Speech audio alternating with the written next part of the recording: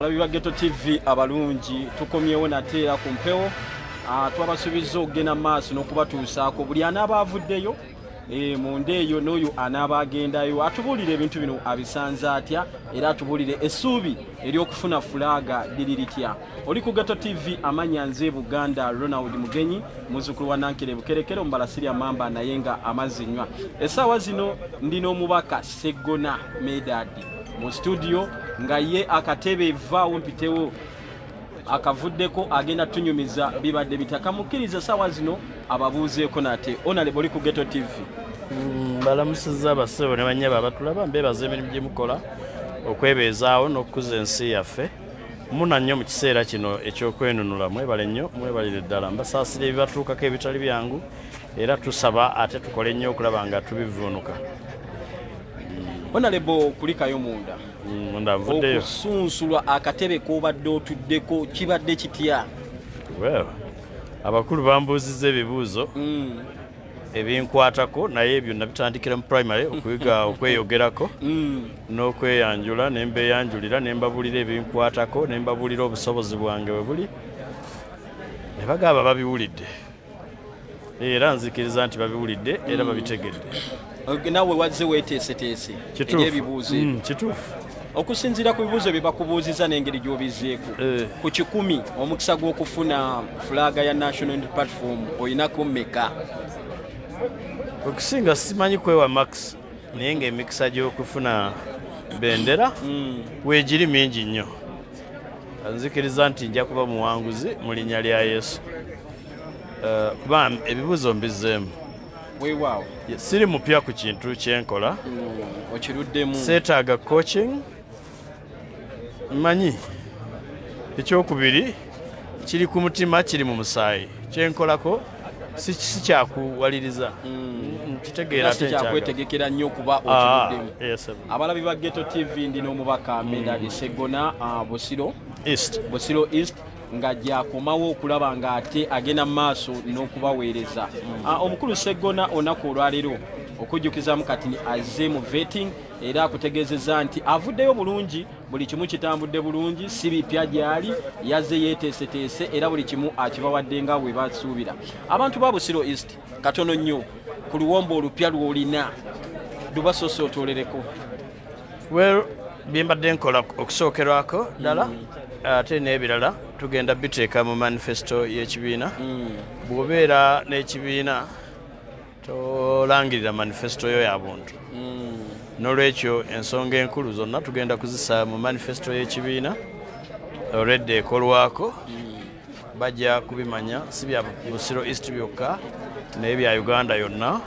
Uganda tugyetaaga ng'erina policies eziri uniform okuva ku nsalo paka ku nsalo wabula nga ziri designed okusinziira ku bwetaavu bw'ekitundu naye nga overall ebintu byetwetaaga ebyawamu rule of law and constitutionalism, enfuga y'amateeka ne demokrasiya, tumbula ebyobulimi, tumbula ebyobulamu, tumbula ebyenjigiriza byonna broadly ebiri mu nteekateeka yaffe era tujja kubanga tubibanjulira mu kiseera ekituufu.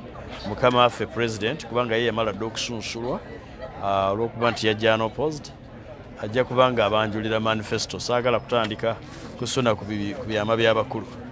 Weewaawo ndina omukulu Medadi Sseggona Busiro East mumulabiranga ddala ye emibye olwaleero biwedde avuddeyo mu kakiiko k'ebyokulonda wano ku National Unity Platform okulaba nga asunsulwa oba ayibuuzibwa kajojijoji w'ebibuuzo. Mukulu Sseggona nga tuvuddeyo katono nnyo oli munnamateeka. Mazima.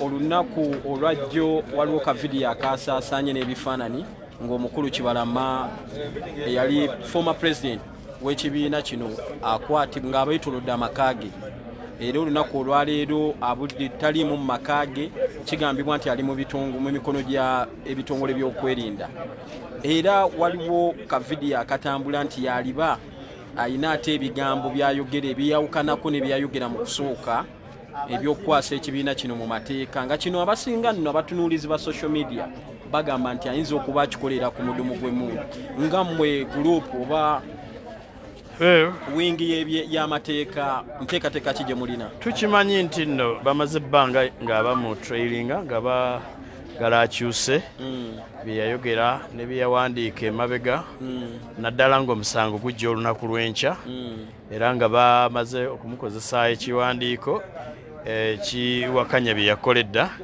naye saagala kubyogerako ebisinga tujja byogera mu kkooti olunaku lw'enkya nga tugenze mu maaso g'omulamuzi.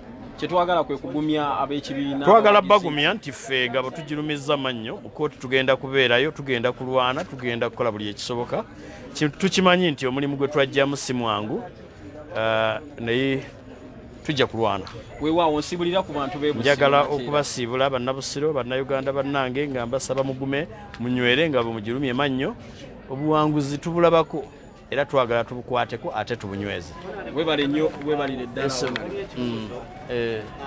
Abavubuka baffe be bali mu kukwata, poliisi beekwata, n'abavubuka baffe ababeera mu field eyo nga bageza kutambuza enjiri bakwatibwa.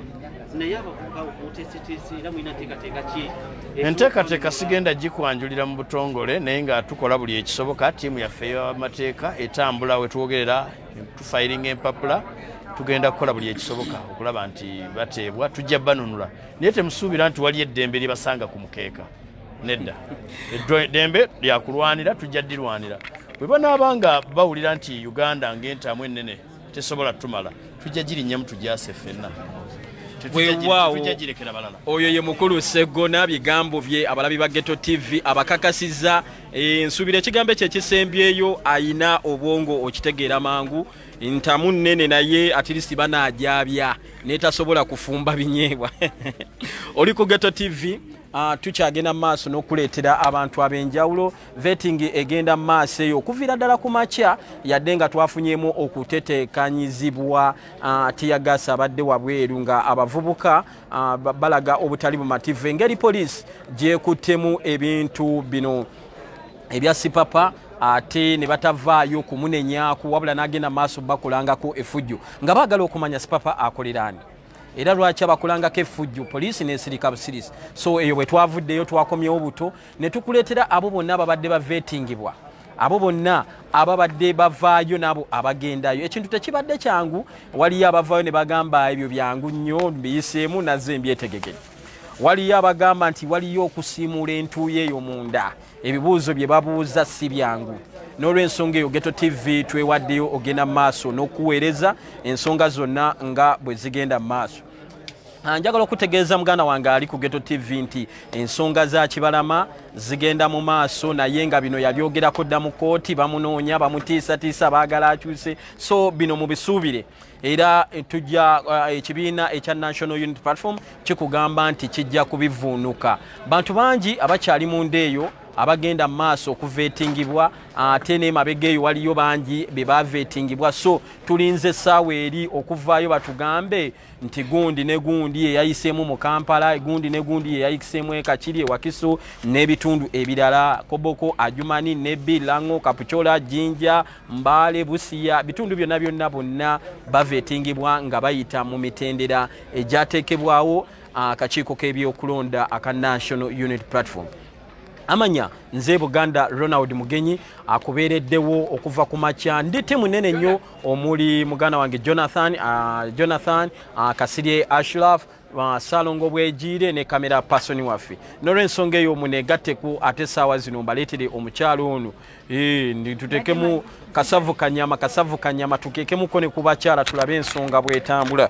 Twagala kumanya ensonga eno egenda etya.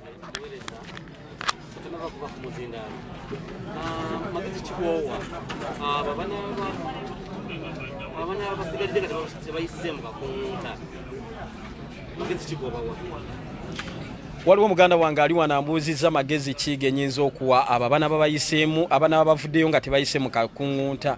Njagala okutegeeza nti munnange si mulimu gwangu ogwo ogw'okuwa abantu amagezi. Amagezi genyinza okuwa kiri kimu nti omuntu yaligoberedde amateeka g'akakiiko k'ebyokulonda oba amateeka g'ekibiina kyayagala kye yajjamu nti we bagamba nti tusimbyewo ono tetusimbeewo mulala wali baddoka wansi ate ne tulinda olulala. Badde nsaba ntandike ku kibuuzo ekyo kyennyini ekibuuziddwa omu ku beesimbyewo oba omu ku bawagizi bannakibiina kya NUP. Nange ndi omu ku beesimbyewo era nesimbyewo ku kifo kya Wakiso Woman Councillor nga nkikirira ekitundu omuli Kireka Ward 1 Kireka Ward 2 n'Ennaalya. Nze Nakanwa Julius Faith ndi munnamawulire omugundivu naye navuddeyo mbeere nga ngenda mu maaso ne struggle eno. Kitegeeza ki? Omwami abuuziza ekibuuzo ng'agamba nti singa akakuŋŋuuta kanaakusuula ebbali ak'ekibiina kino oyinza kukola otya? Kyenyinza omuddamu kiri kimu, essaawa eno tetutunuulidde nnyo bifo byanjawulo bye tugiddeko. Omulamu omukulu kulaba nti pulezidenti waffe 2021 akwata mu ntebe eno, enfuga y'eggwanga ekyuka, ebintu by'eggwanga bikyuka. Kakati bannakibiina bannange abeesimbyewo ku bifo ebyenjawulo kye mbakubiriza nti akakuŋŋunta ne kaba kakusudde, sigala mu struggle, lwana okulaba nti eggwanga lino liva mu mukono gw'omuntu omu ligenda mu mukono omulala. Temunyiiga, weegatteko oyo anaabaweereddwa kaadi, ekintu kibeera nga kikola ki? Kitambula. Kuba kino ekintu kitandika butandisi singa n'okiteekamu obusungu ate ffenna kiyinza otuyiikako n'ebifo bye twagala byennyini ebyenjawulo ku mitendera egy'enjawulo ne bikola ki? Ne bituyiikako. Ssebe ekindeese. Ndi ne Ruth Faith Nakanwagi ono nno azze okukiikirira abakyala mu Wakiso, azze okukiikirira abakyala mu Wakiso nga kansala omukyala. Yes, kansala omukyala. Byalo ki ebifuga w'oyagala awo? Ebyalo ebisinga okufuga ekitundu ekyo. Obadde munnamawulire oyitamu mu bikyalo. Ekyalo ky'e Kasokoso, Kiganda, Nnaalya, Kamuli A, Kamuli B, Kamuli C, Kamuli Lubaawo, Kireka A, Kireka B, Kireka C, Kireka D awamu ne Kireka Leerwe. Ebyalo nyine ebyalo 13 ku kitundu kyengenda okukiikira ku Wakiso district. Oyinza okumbuuza lwaki navuddeyo okukiikirira ekifo ekyo. Ye lwaki natadde wansi kamera ne ngamba kanyingire ebyobufuzi bino. Kirungi nnyo natadde wansi kamera olw'ensonga nti njagala nange okubeera ekitundutundu ku kisinde ekigenda okyusa eggwanga lino. Nalabye nti bwe naasigala nkutte kamera oba oliawo ne likooda kiyinza obutayamba bulungi. Ne ngamba kampumuze wansi ebikola, nyingire struggle butereevu ate ndabe nga eggwanga oba oliawo lifuna enfuga ennungi ate egoberera amateeka. Weewaawo Ruth Faith Nakanwagi ajja Wakiso no munnamawulire munaffe tujja sigala twongera okwogera naye. Munzikirize musiibule essaawa zino naye ng'abakakasa nti ajja. Era fulaaga essaawa yonna agirinamu essuubi ey'okugifuna eya National Unity Platform. Nja kwongera okuyita muganda wange nkwagaliza birungi byereere. Mukama akuteeremu obwangu. Njagala okutegeeza tukyali ku Ghetto TV olunaku luwanvu ate era tuli wano ku kibiina ekya National Unity Platform we twasimba amakanda. Tetuvaawo kubanga twagala okutuusaako buli kimu ekigenda mu maaso. Njagala okubeebaza baganda baffe abali mu ggwanga Uganda ne bannayuganda abali ebweru w'eggwanga n'abatali bannayuganda naye nga muyina engeri gye muwagiramu emirimu gya Ghetto TV. Mwebale nnyo mwebalire ddala Katonda yekka yayinza okubaddizaawo, mwongere okusharinga, mwongere okutambuza enjiri ya Ghetto TV. Ghetto TV yeewaayo kuweereza buli kimu ekiba kigenda mu maaso wano ku National Unity Platform. Essaawa zino munegateko mu studio ate nkwanirize nyanirize omwami ono nsanso okola muganda wange. Kale taati. Ojja kwongera ku ddoboozi katono nnyo. Oli ku Ghetto TV live. Amanya ne gy'ovudde. Amanya Masazi Robert okuva Entebbe Municipality nga neesimbye ku member wa Parliament. Bannantebbe bwenna mbalamusizza abalaba Ghetto TV.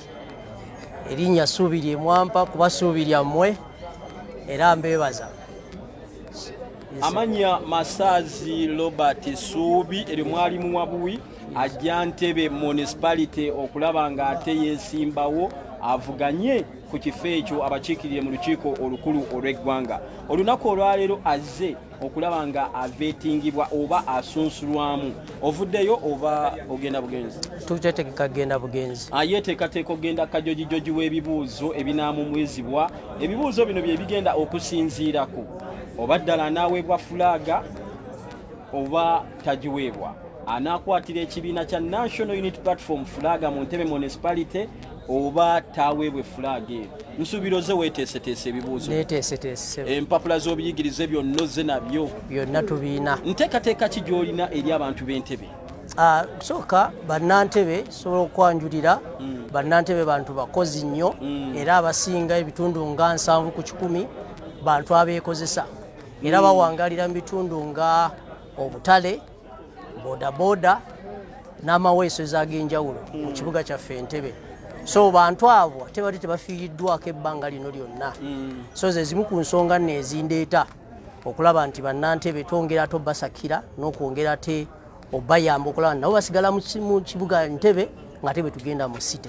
Weewaawo ndina omukulu Masaazi Robert Suubi Masaazi byogedde bulungi Suubi ng'ajja Entebbe municipality okubakiikira njagenda maaso n'okubajjukiza kuba Entebbe eyo wekiba ddala nga National Unity Platform egiwangudde kitegeeza ne State House eba ewanguddwa era naye eba ekoze eki ewambiddwa kwega nti wabaawo okubuusabuusa kulala. Mukulu Masaazi abantu nsuubira abantu ku kyalo ku ground baakuveetinga ddabbo obuwagizi bwe buli butya ku ground? Nina ebitundu nga 65 kusaawa ate ng'olwo nno sinaba kukakasibwa ku fulaga naye nze nkakasa nti banaaba bamaze okunkakasa ne fulaga ya National Unity Platform nga tugiina mu ofiisi wali bannantebe mwena mugimanya ofiisi yaffe wali ku Kitoro Road bwe tunaba tutaddewo fulaga ya National Unity Platform obuwagizi bujagenda mu 8. Mukulu Masaazi Robert Sebo olowooza nkizo ki oba kyankizo ki ky'olina ku balala abakimye kaadi ku National Unity Platform okuvuganya ku kifo kimu ekya Entebbe municipality? Ekizo gye nnina nti bannantebe banzikiririzaamu. Nze muntu gwe batalabamu yadde koona ndi w'amazima nnyo gye bali balaba omuntu omupya gwe badde bayaayaanira ebbanga lino lyonna. Bannantebe balabye ebizibu bingi nnyo n'obukulembeze obw'enjawulo okuviira ddala opposition bannaffe abali mu gavumenti bonna ng'embeera gye bakolamu emirimu gyabwe si nnuŋŋamu. So bannantebe essaawa zino balaba essuubi epya balaba essuubi ekyova balaba bakazaako erinnya erya ssuubi kuba bakkiriza nti ku luno kwe bafunye Masaazi Robert ebizibu biba byonna bigenda kukolebwako. Ndina omukulu Masaazi Robert ayagala kutwala kifo kya Entebbe municipality ng'omubaka waakyo mu parliament. N'olw'ensonga eyo abantu b'Entebbe nsuubira mubalabye leero ab'Entebbe tubafunyeeko abawera ku kifo kimu kati okusalawo kuli gy'oli naddala ng'abamaze okusalawo wano ani gwe banaawa fulaga. Olowooza fulaga eno ovaawo nayo? Ngenda vaawo nayo. Abantu b'Entebbe bakakase nti gwe ajja ne fulaga. Amanyi abannantebe byonna mwategese dda engoma mwategese dda ebivuga vuvuzela drive mwazitegese muli sure nti Masaazi Robert Suubi ajja ne fulaga. Njagala bakakasa nti fulaga yo tugiina mu 5 kubanga ensonga muzimanye ensonga zaffe muzimanye ez'Entebbe ne Masaazi Robert mumanye omwana wammwe okuvaawo mu Kiwafu Central. Mukulu Masaazi mu Entebbe muno mwozaalibwa wawasaamu mwokulidde? Kumpi byonna nabikola. Ozaalibwa mu Entebbe n'owasa mu Entebbe ate era n'okulira mu Entebbe. Kati Entebbe municipality ndowooza oba ogitegeera bulungi. Nzikiriza nkusibule nate era Mukulu Masaazi naye nkuweeyo omukisa gumu osabe akaluluke eri abantu b'Entebbe nga bakulaba buterefu ku Ghetto TV. Mikwano gyange ab'Entebbe abawangalira mu bitundu by'Ekigungu, Bugonga, Nakiwogo, Lugonjo, Kiwafu Central we tuva mutumanyi ku street yaffe ya Hamu Mukasa eyo bannaffe ab'omu Kitoro mwenna Kiwafu East awo mu Bitooke bakwano bange mbasaba buwagizi era muwagire National Unity Platform kubanga yetwala Uganda ku ntiko. Yoyo omukulu Robert abya mu Entebbe municipality okubakiikirira nateranga omubaka wammwe olunaku olwaleero azze wano okuveetingibwa oba okusunsulwamu wakati mu kumuyokya kajojijoji bw'ebibuuzo balabire ddala omuntu gwe bawa fulaga yaabwe asaanidde omuntu gwe bagenda okuwa fulaga bakiikirire mu Entebbe asaanidde naye mukulu Robert akutegeezezza nti ye kyawedde dda ebibuuzo mwetegefu era wagenda kufuna kaadi eno n'olw'ensonga eyo munzikirize musiibule nateera tujja kuddamu tulabagane naye omulundi omulala. Nkwaniriza muganda wange nkwagaliza birungi byereere. Webale nnyo webalire ddala. Omulabi wa Ghetto TV nakutegeezezza nti abagenyi tukyayina bangi. Abantu abazze okuveetingibwa olunaku olwaleero bangi naye nga bonna tujja kubawaayo omukisa okwogerako eri Ghetto TV.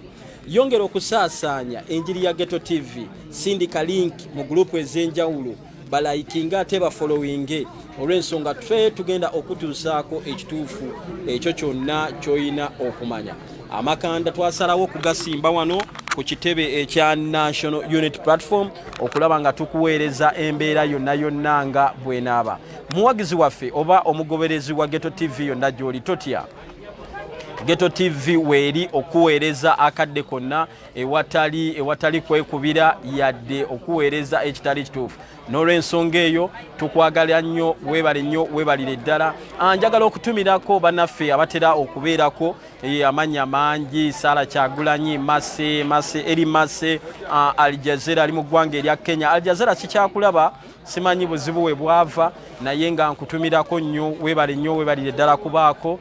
Njagala okugenda mu maaso nate era okwebaza bannaffe abali mu ggwanga Uganda nga batulaba. Ntwala omukisa guno okutumira abannaffe abali mu katale akewa Kiseka, mwebale nnyo, mwebalire ddala. Nabugabaawo, Shamba Complex, Nakasero, Owino, Kisenyi, mwebale nnyo, mwebalire ddala. Abali mu kibuga Gulu nammwe mwebale nnyo kubeerayo, waliwo Bunyo, waliwo Akero, mwebale nnyo kubeerayo.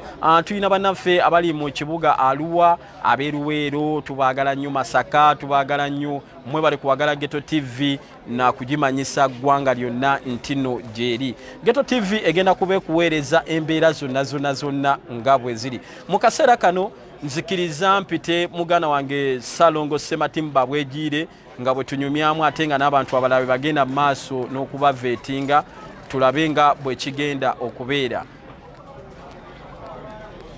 Buli anavayo munda tukutegeeza tugenda kuba tumukutuusaako. Salongo Sematimba Bwegiire, nsanyusa okulaba. Obedda gy'oli eyo emirimu gitambuza bulungi nnyo. Twaliza wamu tugitambuza. Okusinziira ng'obedda bulaba. Nsaba nga tetunnasinziira, nsooka okwebaza abalabi baffe abalungi. Basebo ne bannyabo, mwebale kutulaba, mwebale kutugoberera okuva obwedda gye twatandikidde ne gye buli eno gye tutuuse kati. Kaseera tekabadde kangu, olunaku olwaleero olulusibye luli bize, naye nga naffe ffenna gye tubadde tukola ekisoboka abalungi abali eyo okulaba nga tubatuusaako buli kimu kyonna kyemusaanidde okufuna era kyemulina okulaba. Weewaawo. Oyo ye mukulu Salongo Sematimba Bwegiire. Salongo Sematimba Bwegiire tukola naye ku Ghetto TV, mutulaba mu programu ez'enjawulo. Tulina muganda waffe Jona atesigire atusingize. Tulina muganda waffe Kasile Ashraf Salifullah. Tulinayo muganda waffe Ricardo naye gyali n'abalala bangi. Tiimu eno nnene nnyo. Muganda wange nga tuli ku balabi baffe batulaba, embeera eno eya vetting ogirabye otya olunaku olwaleero? Okutwaliza wamu embeera ya vetting njagadde tugenda gyogerako naye sebo nsonyiwa nzikiriza ntwala omukisa guno okusooka okutegeeza ku bantu baffe ebimu ku bye tuyiseemu okuva gye twatandikidde olunaku olwaleero. Kituufu twasudde tusuliridde kukeera wano ku nteekateeka eno nga bweri, naye lwakuba nti emirimu egibadde mingi n'amawulire agaliwo, ate ekyo balaba nti ekitundu ekimu twabadde tuli walala ate nga nammwe eno gye muli mukyaweereza. Twasookedde ddala nga ndi ne muganda waffe producer Ricardo ne tugenda mu maka eyali ssenkaggale w'ekibiina kya National Unity Platform omukulu Moses Kibalama Nkonge. Olwo nenge kyatututeyo ge mawulire agatutuseeko amangu ddala nga Kibalama Nkonge oyo eyali nannyini kibiina kino ba yali ssenkaggale waakyo, yali pulezidenti waakyo, bwe yakwatibwa yawambiddwa. Moses Kibalama Nkonge kaseera kano tannamanyika nawa gyali, wabula amangu ddala nga twakatuuka mu maka ga Kibalama Nkonge twayaniriziddwa basirikale bakuumaddembe mu bufunze. Kyoyinza okugamba nti amaka ga Nkonge amagye ga UPDF gagawambye era ge galimu. Mulimu abasirikale abakuumaddembe aba UPDF basatu balamba era nga bali mu geeti munda tebakkiriza muntu yenna kuyingirayo. Bali mu kaabuyonjo za Kibalama ze bakyamamu, bali mu nsuku, balina mu ddirondoza bali ku byakulya. Ennyumba yonsibe naye kati amaka gali wano waliwo geeti esooka okusinziira ku fence ku kikomera ky'enju eyo, then ate n'okwetooloola emmanju ogende ku nju eri emmanju waliwo geeti esalawo kakati bo bali awo mu lukuubo ne side eno bazimbayo boys quarters eno gemaka kati bali mu lukuubo awo bwe bati bwe batadde ne weema zaabwe bataddewo ne weema musango kyogwo ojja kumbuuza byono twabirabye tutya tuli bamawulire tubirabye naye olw'okuba nti tubadde tetukkirizibwa kwogera nabo era tukomekereza batutwala ntyagi nga abasajja bali mu kwenywera sigala waabwe amagye abasajja abakambwe bojjukira bw'oba walaba ku basirikale baamini n'obo tebali ab'engulu eri abakambwe abazibu be bali mu maka muli era batututte nabujje si muvungize tugezezzaako kola interview n'abamu ku baana bawaka wabaddewo abaana bawaka n'abamu ku batuuze abamu ku batuuze babadde tebamanyi nakigenda mu maaso mu kitundu kyabwe beekangidde bwekangiza abo bamawulire ne tuba bagenza okulaba tukola stories ezikwatagana n'awakaawo n'abaana bawaka ne batubuulira embeera gye balimu enkwatibwa kitaabwe gye yakwatibwamu n'okubeera nga kati kaseera kano tebamanyi wagyali amasimu gaabwe Kibalama bamukwata ne driver we bali yaba ne babatwala ate era driver we yali secretary general w'ekibiina kino ne batubuulira embeera yonna amasimu gaabwe bagakubako oluusi tegabeerako bugabeerako ne bafuna omukisa oli okubakwata ababeera bagakutte bagamba abakulu bano tubalina naye tukyalina bitubaagaza bwe tunaabimaliriza mu nnaku nga 2 oba 3 tujja kubakolaki tujja kubata naye nga teboogera kifo kituufu wa we bakolaki we bali ebyo byebigambo abaana ba Nkonge omwana wa Nkonge byabadde atunyonnyola mu mbeera efaanana bwetyo tugezezaako okunonya ku ssentebe weero si wano mu kitundu ekyo atubulire ekigenda maaso naye tetusobodde kumufuna kapoliisi nno weewuunye kali kumpi awo mu buwambo mwennyini omwo naye nga tetututte mu kisa gwa kulaba nti ne poliisi twogera nayo kubanga we batukira okujja omuntu ne bamuwamba buwambi mu kitundu ate nga ne poliisi nayo yennyini ey'omu kitundu tesobodde kukolaki kutegeezebwako tulabye nga tuyinza okubeera nga tumala biseera poliisi ne tugyenenya tumaliriza okukola information yeeyo obulungi ne tukyusa obuufu okudda ku kitebe ky'ekisinde kya people power wano ekamwokya ekya NUP naye tubadde twakatuuka wano mu mawulire ge tukoze mu TV ez'enjawulo radios ez'enjawulo ku bye tubadde tuliko ndowooza bizuukusizza abawamba Kibalama okutuuka okuta akatambi akatandise okusaasaana Nsubuga abadde wano ng'atugamba tubeere informed nti Kibalama yafulumizza ka video mukulu waffe Nsubuga ensonga eno twajogeddeko ddira akatambi twakalabye dda era we tutuuse nti okulaba nti kati bitandise okudda ku mitimbagano twabadde tetunnatuukayo ewa Nsubuga ewa Kibalama nga akatambi akatandise okutambula ku mitimbagano tekannalabikako naye zibadde ziwera ssaawa 8 ez'emisana akatambi ako we katandikidde okusaasaanira naye ebigambo Kibalama bye yayogedde ebiri mu katambi ako biraga nti yabyogedde budde bwa kiro 1 ekyokubiri yabyogeredde ku mudumu gwa muntu alaba Geto TV ayinza okwebuuza bigambo ki era Kibalama bye yayogedde byotannamanya bye bino wammanga bagamba mbu oluvannyuma lwa Kibalama okubeera nga yawambibwa nijayogerera ebigambo ebyo gye tutannategeera kaseera kano naffe kati ne famire temanyi gyali Kibalama agamba nti okuva ku bwasenkagale bw'ekibiina kya NUP budde mu mikono gya Honorable Robert Kyagulanyi yagamba takikolangako era baali baateesa amuwe $, eziri awo bwe zityo n'okumuwa zaataakola ki zaataamuwa mbu byenjogera si byange yensonga lwaki nkikomekerezako nnyo mbu so ekiraga n'enjogera yennyini gyayogera ng'ali katambi kali alaga okutya kwegamba ng'apanikinze ekigenze wala mayindi y'okugambya akatambi kali bakakutte kiro era akafuluma kati akasatulatinga ku mitimbagano naye nga Kibalama agamba nti ye byonna bye yakola yabikola na mu bumenyi bw'amateeka era tebiriiyo namuki na mu makubo malambulukufu naye kyenjagala okulambululira abalabi baffe bafollowers baffe abalungi ti fenga abamawulire abakenenera ensonga ate ababeera informed bino byonna bijja kubaawo era bajja bikola bingi bikoleddwa njagala nkubuulire lino eggwanga lyaffe eririmu amateeka wadde nga amateeka ebiseera ebimu tegavulungibwa lwaki ebintu ebyo Kibalama byayogera osooka ne weebuuza abyogedde amaze kuwambibwa ku mudumu gwa muntu kikimala kuwa kyakuyiga ate ng'ovudde awo Kibalama yavaayo dda ne yeemulugunya nti bamunoonya n'agenda ne mu kooti n'abyogera ebyo byonna okitegeera ekyokubiri lwaki amagye gali mu maka ge ate era kyekimu kyembadde njagala mu kaseera kano nga Kibalama afulumiza akatambi awo kayogera nti okuwaayo ekibiina kya NUP eri Kyagulanyi teyakikola mu makubo matuufu teyali mulalu naye lwaki byonna bijja kati nga amaka ge gawambiddwa UPDF galimu UPDF kimala kuwa kyakuyiga naye nze kyentegeeza bannansi kiri ki nti eggwanga lino lyolekedde akaseera akazibu kubanga ebintu ebimu bwe bibanga biremye okuyita mu mitendera gy'amateeka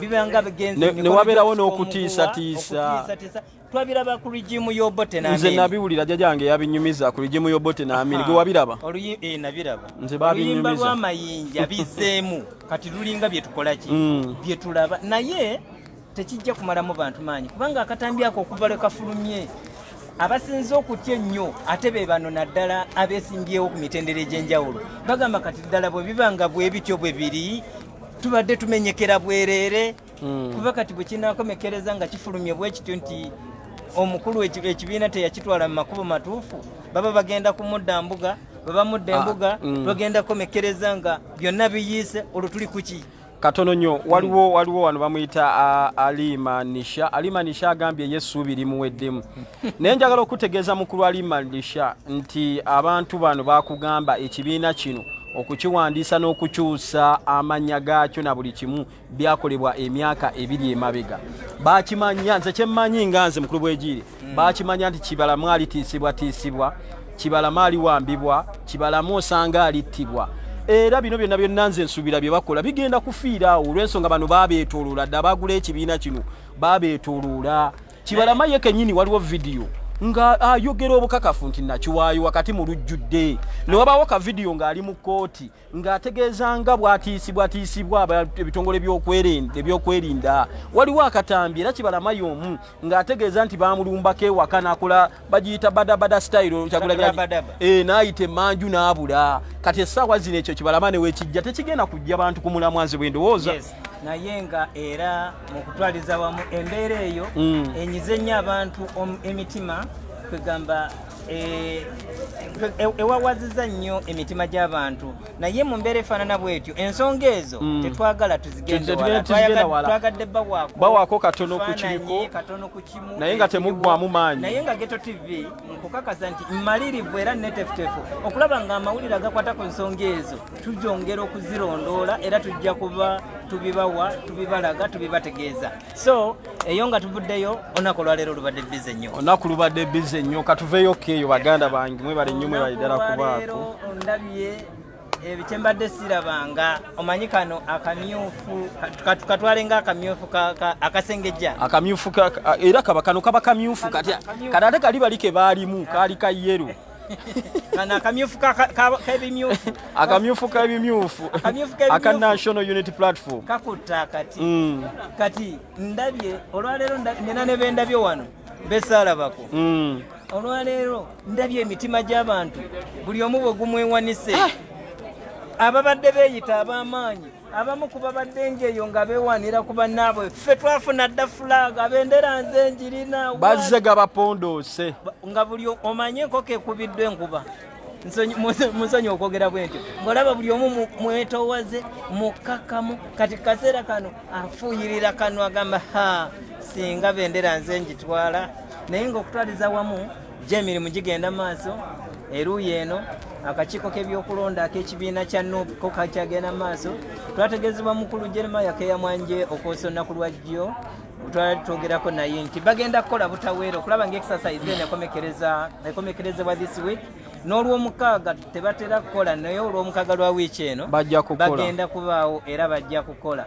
nga bakyagenda maaso mu nkola mu Lungereza gye muyita vetting naye akasengejja okukuŋŋunta empulunguse n'obuwunga obutuufu obulina okukola ki okugoyebwa kakati nno kaseera kano abantu babadde bangi obwedda nkulaba bwemwetaluwinga naye kisinza okunsanyusa mu bantu bembadde ndaba wano obwedda buli ajja teri agamba nti nayinza okusinziira bye bambuuzizza amaanyi gampwedde endabika bendera sigitwale kale buli omu alaga nti no mumalirivu buli omu alaga nti malirivu n'olwensonga eyo tulina abantu betutalabyeko nze nina abantu besirabyeko baba kyali munda eyo kuliko muwaddanku nyingi yakatuuka mbadde manyi yatidde akasengejja lubega mukaaku naye simulabyeko naye atuuse ani omulala gwotalabyeko awo malende wamulabyeko shami mu malende ono kanso munnamateeka omukyala ayagala ekifo ky'obubaka bwa parliament Kabula district oyo waali atuuse butuusi yatuuse dde obwedda ali munda eyo waliwo munnamateeka naye omutima naye obwedda gumuli waggulu era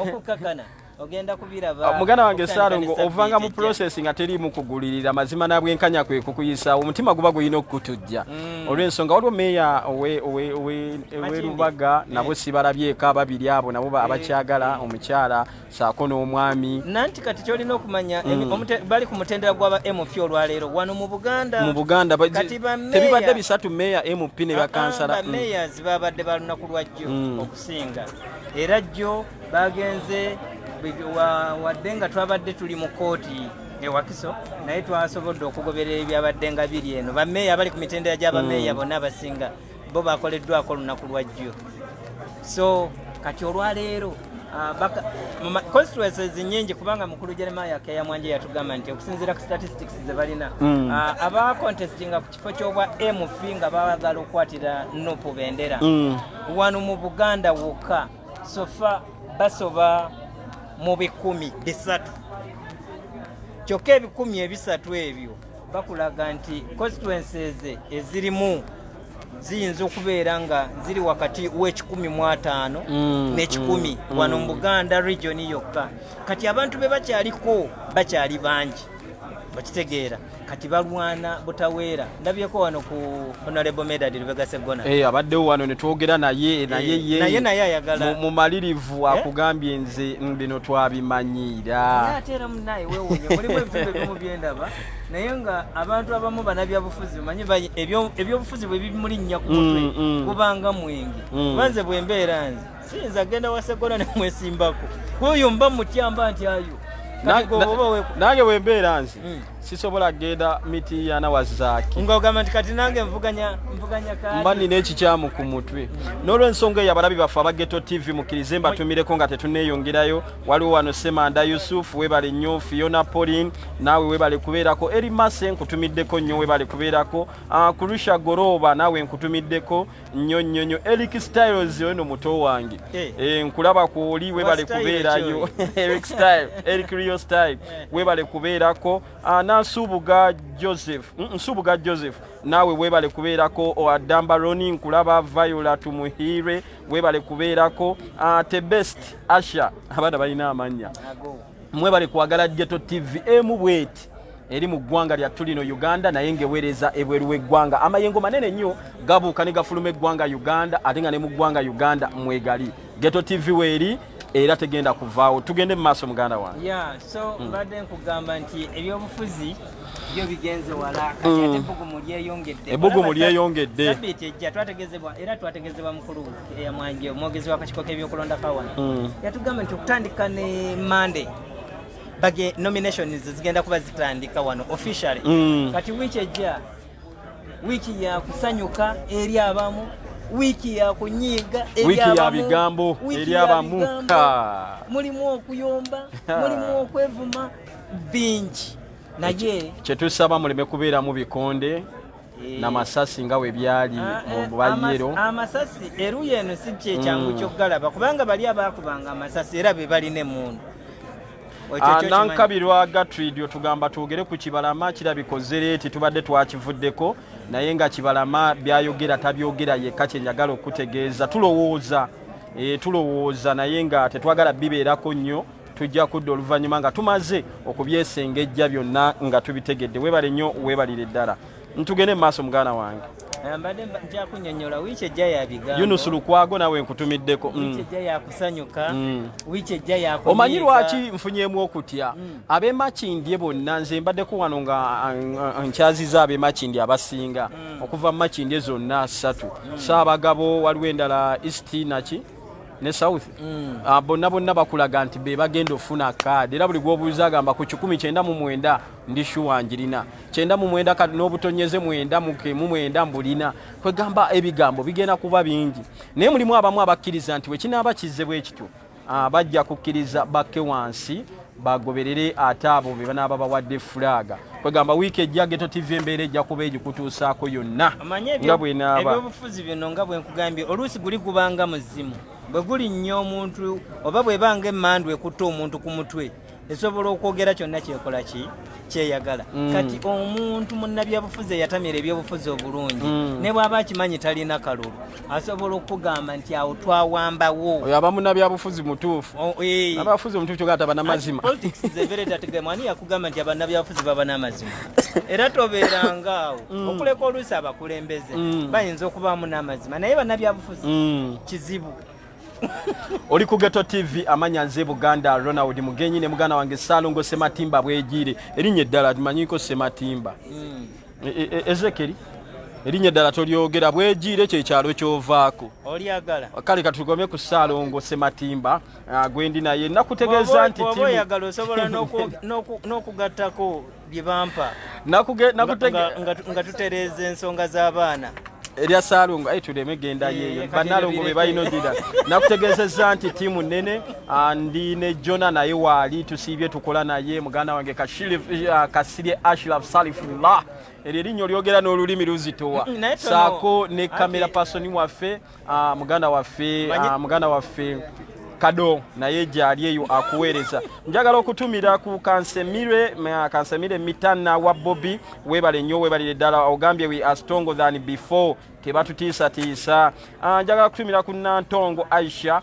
good job bantu bange webale nnyo kusiima Nantongo Aisha webalire ddala njagala okutumira ku Balasa Babla nawe gyoli ku Ghetto TV otulaba butereevu nnyo njagala okutumira ku Nankabirwa Gertrude Nankabirwa Gertrude agambye okay I come late I will re-watch it webale nnyo webalire ddala ojja kuddamu okalabe Ntalo Davis nawe webale kubeera ku Ghetto TV muganda waffe Jambo Salongo onono bamwita Donili atumidde ku Salongo Sematimba bwejire wali nnyo akuwulidde Paulo Isoba nawe nkulabyeko webale kubeera ku Ghetto TV na kutwagala musasanye enjiri ya Ghetto TV mwebale nnyo mwebale ddala essaawa zino negatibwako muganda wange Kasirye Ashraf Salifullah soko batolere salamu Saif linnya zito nnyo ekitala kya Allah abalabi baffe tubeebaza okuba nti mutugoberera debate eno bwedda ngigoberera mwebala okuba nga muweereza abalabi baffe all the way from the start but I feel like the English audience has been neglected and we wish to also address them right now as we speak. The breaking news or whatever is going on in the National Unity Platform, I don't want to sound like I'm the spokesperson of the National Unity Platform or the People Power Movement, but I want to sound as someone who works on Ghetto TV, a media platform that is all the way out to give you information right in its clearness.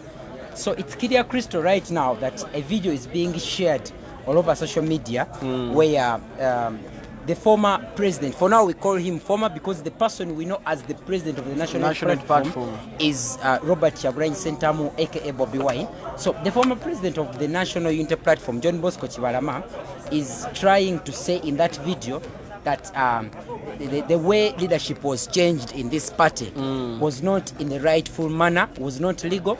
But we have this same gentleman in very many instances, in different videos, press conferences, where he was openly and freely speaking that leadership was changed in the National Unity Platform and the name was changed in the rightful manner. What is so absurd also is that in this video, Kibalama is not speaking like he is himself. You know, usually before... Like he has been speaking before. Yes. Before all this, Kibalama would come like in at the headquarters of the National Unity Platform. We don't know where other offices are, but these are the headquarters of the National Unity Platform. He used to come freely, stand before us, the journalists, and address us and tells us everything that he feels is out of his own will, without anybody coercing him, without anybody forcing him, and without anybody telling him what to say. In this video, it's very unfortunate that Kibalama is not speaking like he is himself.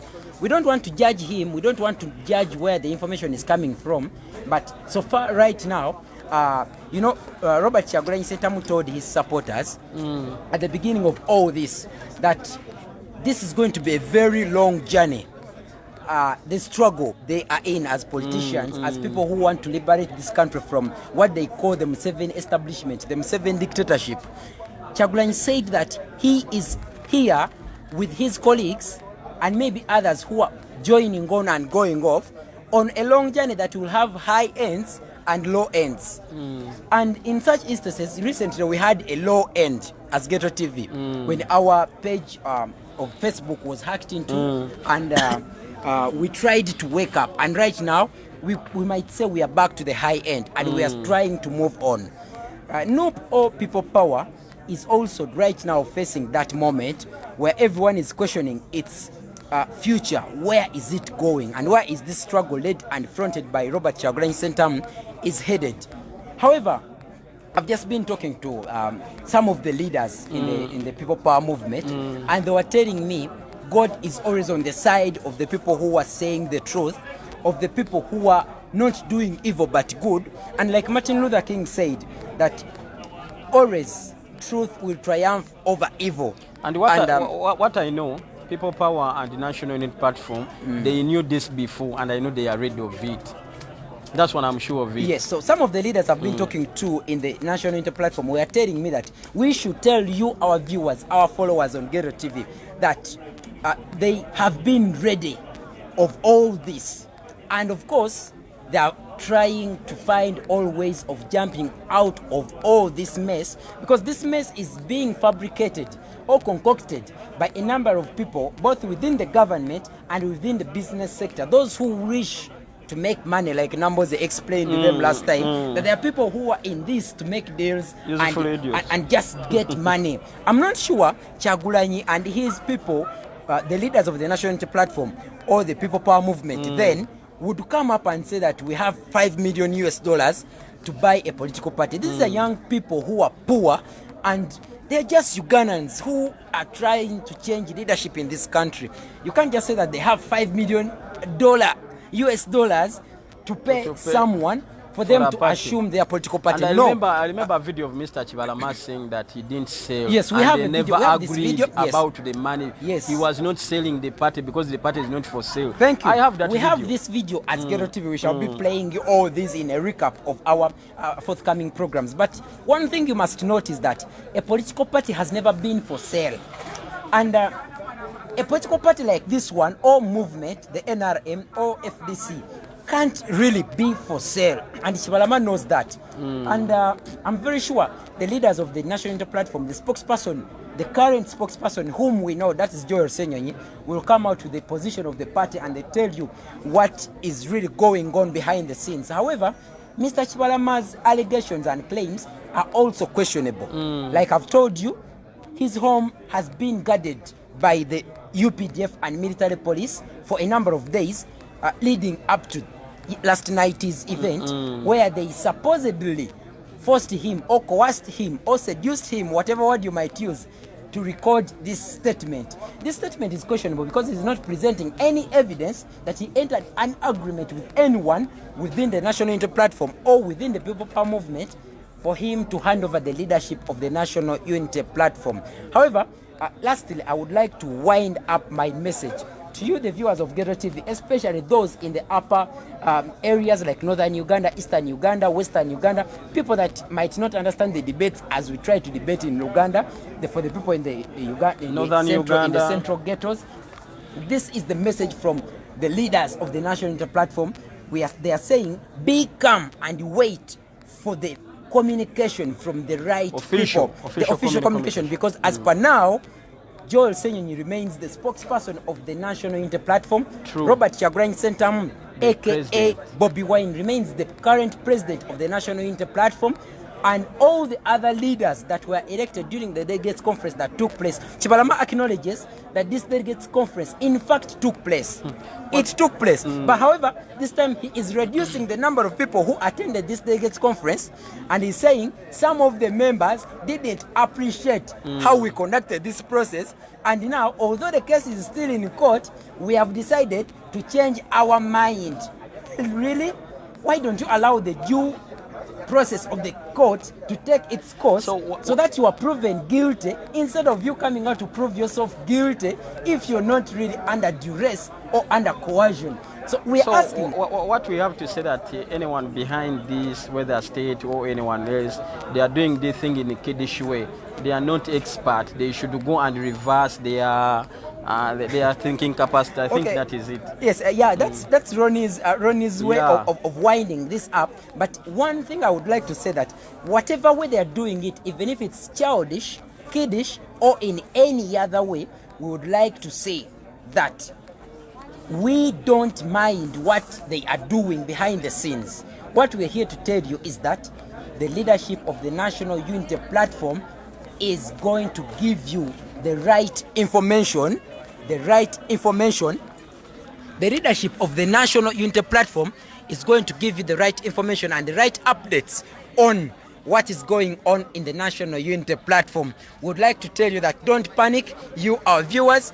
Everything is under control. There is a meeting right now going on, trying to see how they come up to resolve this.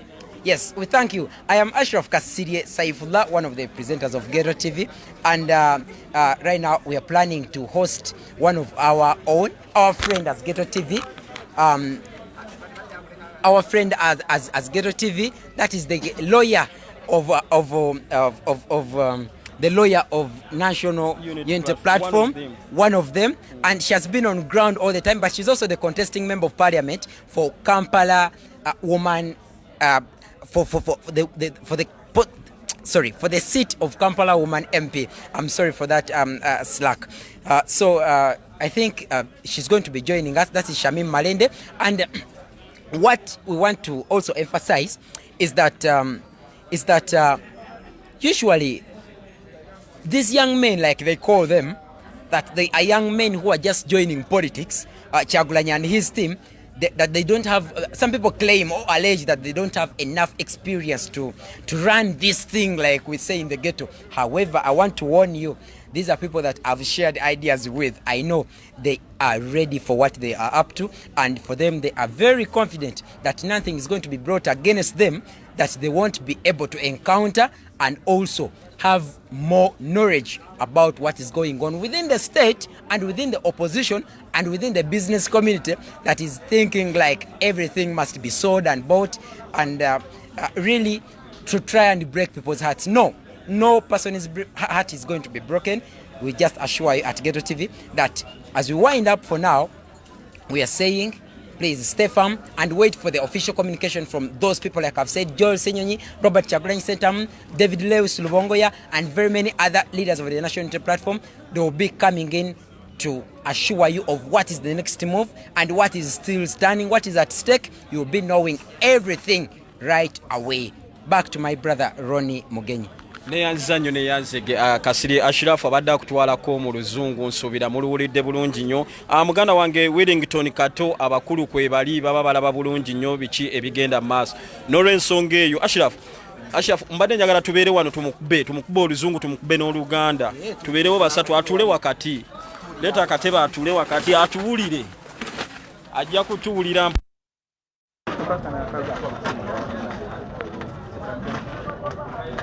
Njagala okutegeeza obubaka bwonna tubulaba. Wellington Kato obubaka mbulaba, ogambye waliwo memba omu gwe bawambye, nsuubira abakulu kwe bali bajja kuba babiraba mpola mpola. Muganda waffe Christine Amanda, tukwagala nnyo naawe, mama Kampala bagaba ebitiibwa. Malende yafunye ddema Kampala wamuzaala.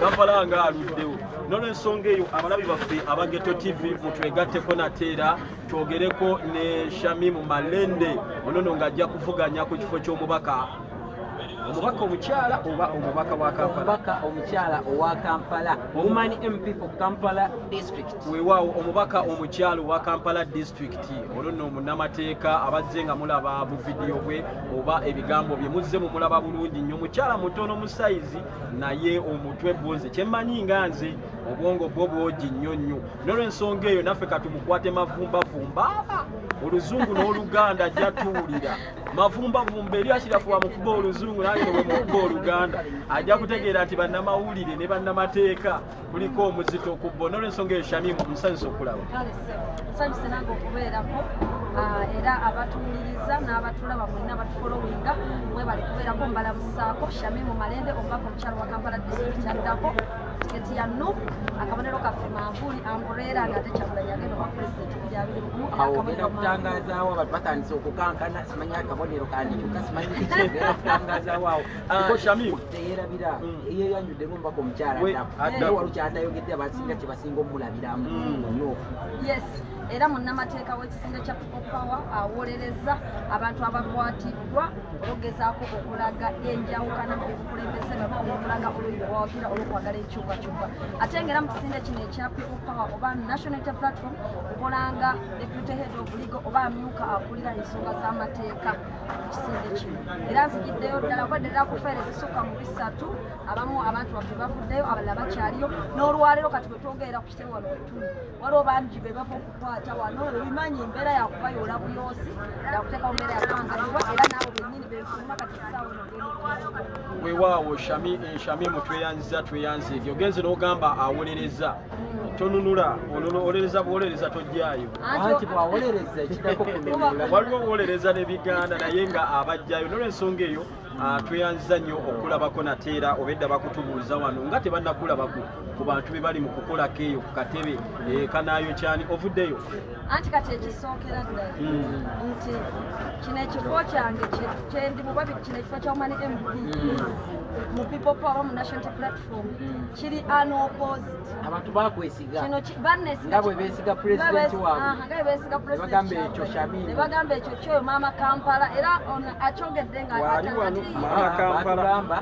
batugamba mwazannya obuzannyo ne mubaako be mulemesa okukyesimba kirambululeko ekyo anti amaanyi g'abantu bano be basala ne bagamba ono kati tugambe nti ye maama Kampala kakati baasalawo ku ekyo naye era tugamba abantu baffe bonna tiffe tulidinga baye example nga bwe mbadde mulawo ekitiibwa Kyagulanyi Robert Ssentamu te process zonna tuziyitamu kubanga balina kulabira ku ffe ne bamanyi ddala kyetugenda okuleeta kyekyo kyennyini ate kyetugenda okutambulirako ekyamazima n'obwenkanya era ng'embeera bwetuwenyedde naye ng'ekya NUP kyo ekyo kyo kikoze kiwedde ekyekifo oyagala tegeeza bannakampala nti fulaga gwe bagikuwadde dda wagimaliriza ddawerangirira amaanyi g'abantu ogambye gasalawo dda nti pulezidenti waabwe addako Kyagulanyi Robert Ssentamu kakati gwe ne bamudibeitingako ne bw'okola otya baba bamaze okukola ki kati n'ekifo kya Woman MP Kampala District nga bw'oba tusomedde wano naye bennyini abantu bagamba nti maama Kampala wuyo akoze eki atuuse ate nga ne mu kampu munda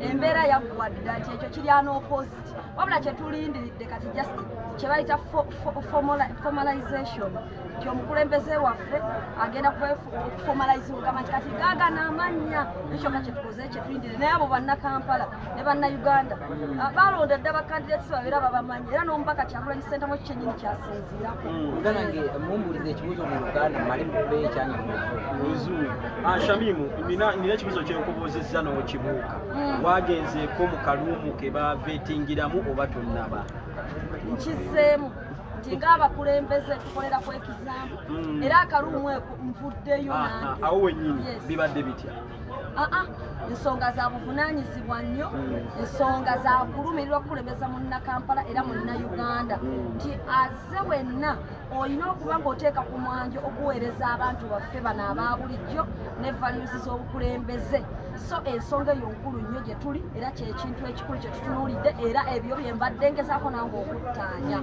tubeere nga tuakitinga ku example nti abakulembeze ffenna bwe tuli mu people power ba mu NUP tetulinaamu banene n'abatono ffenna twenkanankana ffenna tukola process eza democracy ezifaanagana ne tuziyitamu. Yes. Okay. Weewaawo Ashraf kamukwasa Ashraf mu luzungu atajja kudde ewaabwe tulina mavumbavumbo olwaleero. My simple question to you as a lawyer in this political party, many people are saying that we might see by-elections after the 2021 election if the National Unity Platform is not careful with the way it's handling the vetting process. Very many people are really not contented. Why didn't you people put a provision? First of all, what does your law say? What does your constitution say? Why didn't you people put a provision for these people to go for primaries instead of vetting them just within a small committee? First and foremost, we must tell people that we are doing legal things but in an unusual way. Don't expect us to do things, to handle things in the usual way. Our mandate is only to ensure that we are legal, we are fair. That is the mandate of the Commission and it is the mandate of the National Unity Platform. Our mandate is not to do things the way they are being done in other political parties or elsewhere. So the question is the Commission fair enough? Is it transparent enough? Is it following the due procedure that is supposed to be followed? What is the criteria of vetting? Are they independent enough? Those are the questions. So we are saying and that. Are they independent enough? We expect them to be independent and we are saying they are supposed to act in the interests of the people and in the interest of the people movement and in the interest of national integration. So that is what is expected of them. And like you said, any person can bring a suit against any person, any authority, any government entity, any political party. It is okay. But what matters, the end result of the suit. Because any person can be dissatisfied with the ruling or with the selection process, and then you can petition. But then after petitioning, do you have valid points? So that is what we are looking at. So that is why we are encouraging the Commission also and other people who are involved in this vetting process to ensure that they follow the due process of the law. They are fair, they are transparent, and they follow the interests of the people.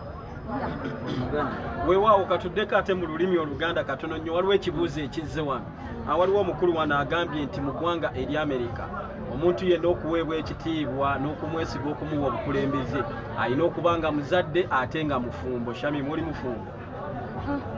Ekisookera ddala eno generation ya Kyagulanyi bwe nkugamba terwanyisa kintu kyonna kirungi naye ateretse eyagala kukuwagula kwegamba twagala okwongeramu ebirungo mu byobufuzi bya Uganda bwe bibadde tugamba abavubuka nti okwogerera abantu abanyigirizibwa n'okubakiikirira osobola okikola ng'oli mu bufumbo oba ebweru w'obufumbo obufumbo ne bukusanga ng'oledde okikola tekitegeeza nti gweomuwala atuddeyo sooka olinde bakuteeka empeta ku ngalo olyoke olabe nti abantu abattibwa mu butali butuufu ojja boogerera tugamba tandikirawo oli oboogerera ogambe naye okutta abantu mu bukyamu batalina musango kibi Ssimbwa okujjanga ku kisitebe ne bakuba amasasi nga tebalina agambako kibi tekikwetagisa kusooka kutunulira ngalo zo zino olabeko empeta olyoke oyogerera abanyigirizibwa n'olwekyo ekyashamima okubeera nga mufumbo oba si mufumbo si nsonga gye tugenda okukulembeza mu kuweereza abantu naye nga turespectinga obufumbo era n'emikolo mwe mwennyini mwe abagenda okukwata ne videos ezo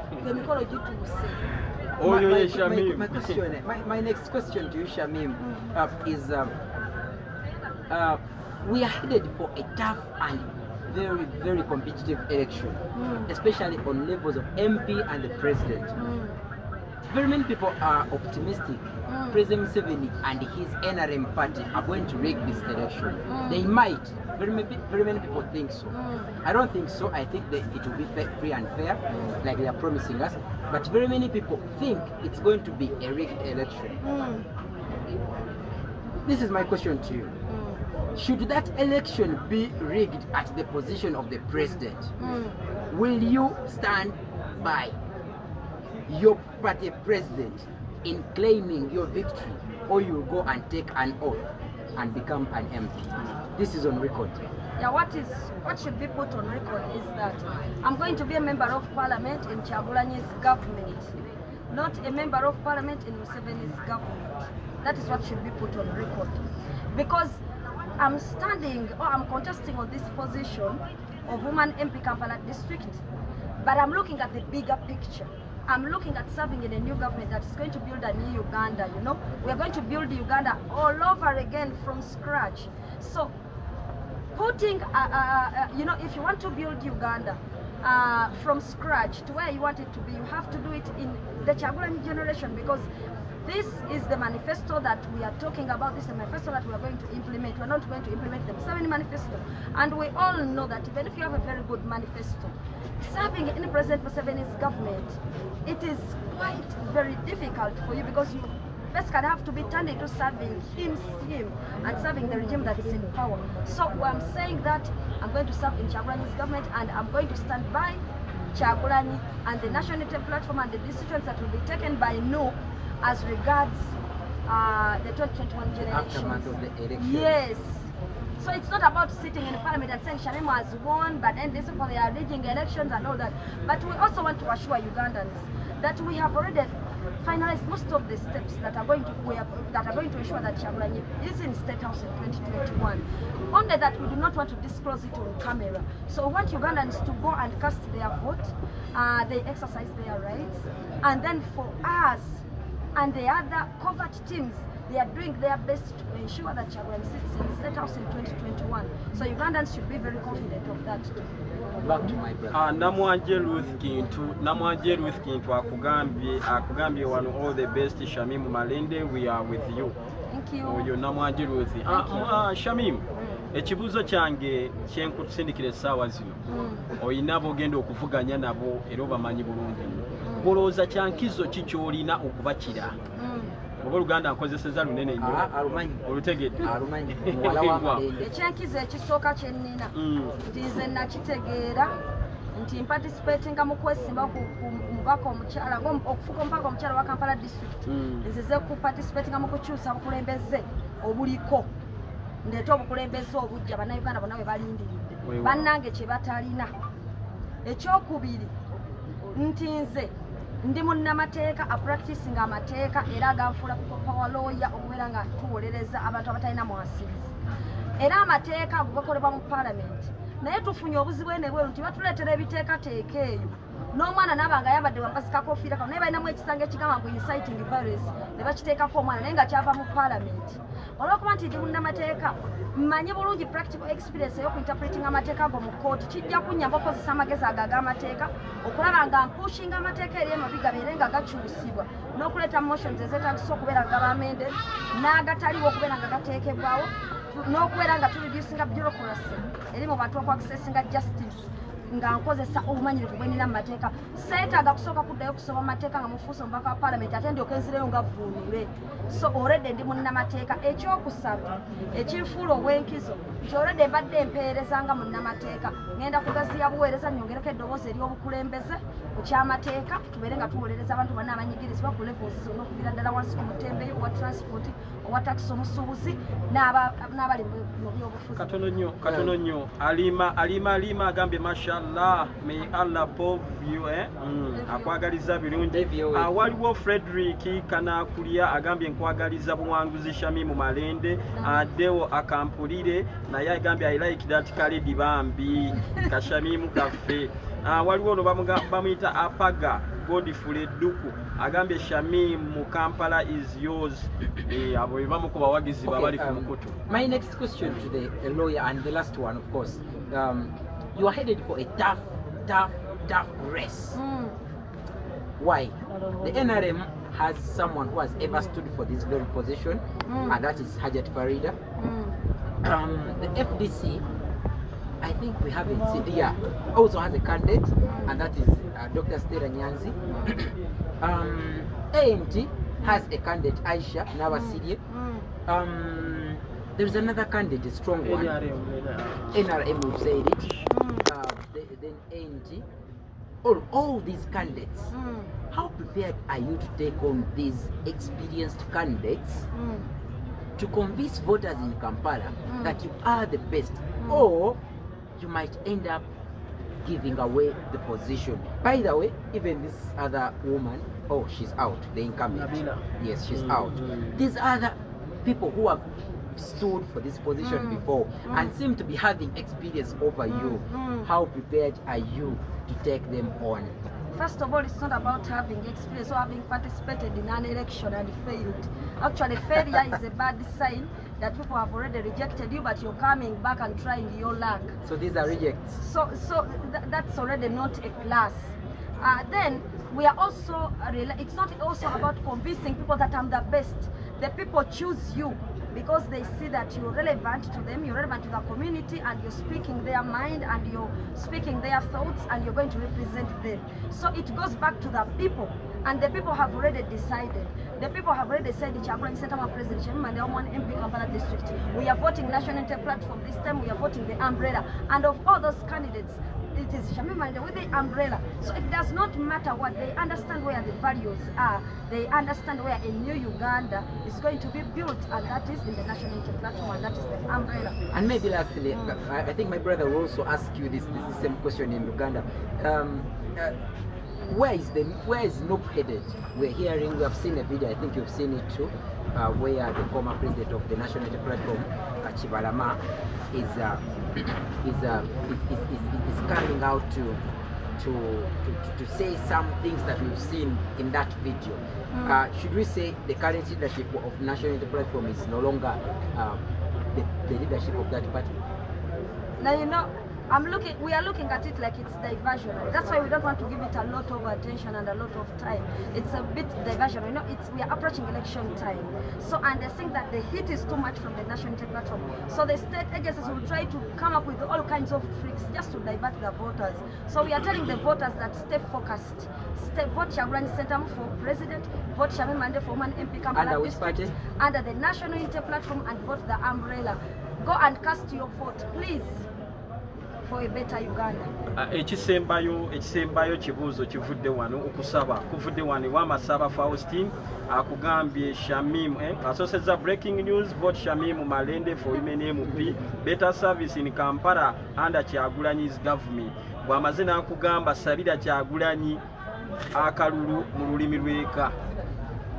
Bannange mwenna abandaba nze Shamim Malende muwala wa Alhaji Jamal Sebuta Malende Kawembe muzukulu wa Amuli Malende agalamidde Kyaddondo ku muzikiti wali Kawembe Muslim Secondary School mva mu mutuba gwa Sekalala mva mu siga lya Mugula Entebe ndi mukyala wa Mamba ndi muzukulu wa Gabunga bannaye mbasaba mwenna nti nga 2021 etuuse President Robert Kyagulanyi Ssentamu agenda mu State House mu mulonde Shamim Malende nga omubaka wa Kampala District omukyala ddako olwa Uganda empya, ate mulonde National Unity Platform, mulonde umbrella, mulonde olwa Uganda empya, olwa Uganda etweyagaza. Weewaawo oyo Shamim Malende mwanyinange ate ntegedde wa Mamba lwakuba ali ku Mamba eri ate nze nembeera ku Mamba eno naye twaniriza nnyo byonna mwebale kubaako mukkiriza ate tusiibule Honorable Shamim Malende munansonyiwa omuyita Honorable naye kankimuwe ate Mama Kampala ate tujja kuddamu tulabagane olunaku olulala naye akugambye nti byonna abiyiseemu, empapula ezeetaagisa aziwaddeyo, ebibuuzo bye bamubuuzizza abizizzaamu, ebitundu 9 n'obugwamu ali shuwa nti fulaaga yiye. N'olw'ensonga eyo mwebale nnyo mwenna ababadde abyewadde njogera bivudde mu kamwabyo reported speech. N'olw'ensonga eyo tubaagala nnyo mwebale kuba ku munu bamutya n'akalala kava okwemfasayizinga National Unity Platform kyekibiina President Robert Kyagulanyi Ssentamu kyagenda okwesimbawo n'abakulembeze bonna abakirimu era manvulike kabonero. Ogambye ana post n'onzijukiza ataddeko post wano n'agamba small size young simanya younger age but big brain. N'olw'ensonga eyo mukkirize tubasibule abalabi baffe abageto TV tulabagana olunaku olw'enkya nga tukutuuzaako vetting zonna bwe zigenda okubeera. Mweraba.